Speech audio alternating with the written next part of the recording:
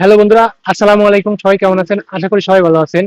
আমি এই মুহূর্তে আছি আহ, শ্রীলঙ্কা ইন্টারন্যাশনাল এয়ারপোর্টে, মানে যেটা শ্রীলঙ্কার রাজধানী কলম্বোতে অবস্থিত।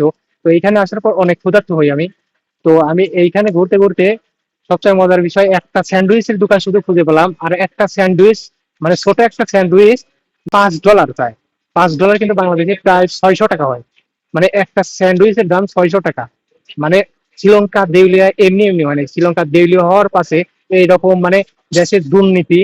এই কারণেই মনে করেন যে শ্রীলঙ্কা দুর্নীতি, মানে দুর্নীতিতে একদম দেশটা একদম নষ্ট করে ফেলাইছে। 1 টাকার জিনিস 5 টাকা নেয়। একটা পানির $2 দাম।